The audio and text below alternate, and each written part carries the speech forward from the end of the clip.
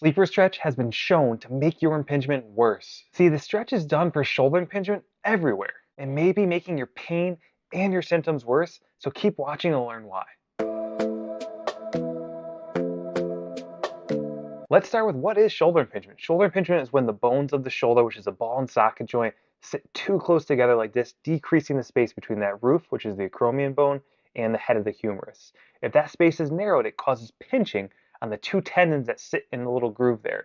One is the bicep tendon, two is the supraspinatus tendon of the rotator cuff. Now, this is going to mean that you can have pain directly in this front area, kind of right where my two fingers are here. That pain can radiate down the bicep if you're dealing with bicep tendonitis, or it can radiate upwards towards the upper trap if you were dealing with supraspinatus rotator cuff tendonitis. And typically the pain is described by patients as dull, aching, and sometimes sharp with certain movements. It tends to feel better when they're doing certain things for a long period of time, so usually it feels bad when they first start doing it.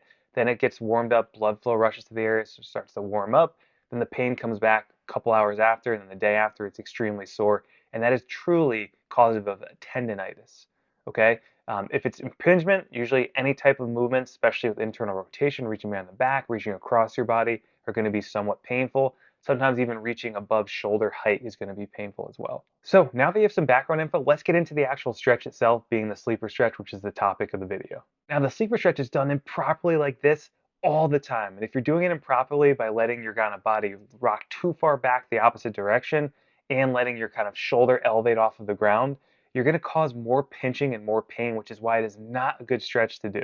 Now instead, we're going to show you the proper way to do it. You want to actually turn your body over more, so you're more towards the side you're trying to stretch, so your shoulders are stacked one over the other in a straight line. So if I can draw a line from the bottom shoulder that's touching the floor to the ceiling, should go straight through the other shoulder.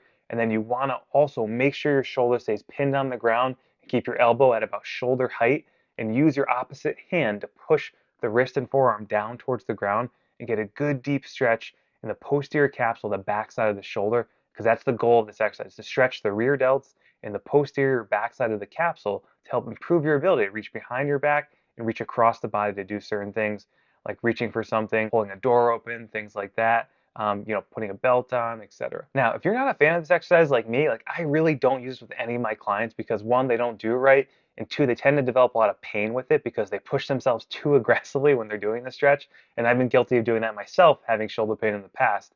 I'm going to give them this exercise instead. If you're ready to fix your shoulder pain, get my free shoulder pain fix guide by joining my Facebook group, NTS Shoulder Pain Relief Method. Now, back to the video. Prone shoulder extensions is the exercise we're going to use as a modification or in place of the sleeper stretch because it's one, safer to do, two, easier to do, and three, recruits more muscles and is more functional because it's so hard to cheat during this exercise or do it improperly. So you're going to start here by laying on your stomach. Make sure your head is supported with a kind of small little folded up exercise mat or a folded up towel like you would use to kind of wash dishes or whatever. And you're going to let your head rest there so your trunk stays in alignment with your head. You're going to make sure your head stays relaxed. All you're going to do is you're going to squeeze your shoulder blades back first to retract. So you turn on the rhomboids in the middle traps.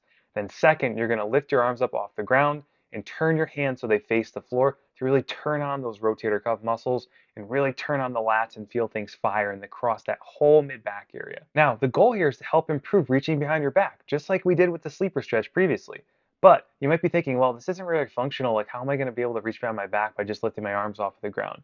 And pay attention because you need shoulder extension to be able to get your arm into internal rotation to reach behind your back. So this exercise actually focuses mainly on shoulder extension, working the mid-back area, being the middle traps, the rhomboids, and it also targets the shoulder extensors, which are the triceps and the rear or posterior deltoids. This is such a good exercise because it's so hard to cheat or do improperly. Your body's literally locked down on the ground, you're squeezing your core, and you're just lifting your arms and squeezing your shoulder blades back. Okay, nothing else is moving. There's very little to think about besides squeezing the shoulders back and lifting the arms. Then it makes it almost impossible to do it wrong or have pain when you do it. So give this a go. Try the sleeper stretch first. Try this one after. Pick the one that you like more, but I will say I really prefer, and I have all my clients do the prone shoulder extensions over the sleeper stretch, again, because it's not going to cause impingement and it's going to have less likelihood of having compensations occur, and you're going to recruit more muscles, getting more bang for your buck in less time. If you like this video and you want to incorporate more exercises to fix your shoulder impingement, see our video on the top 3 exercises to treat shoulder impingement.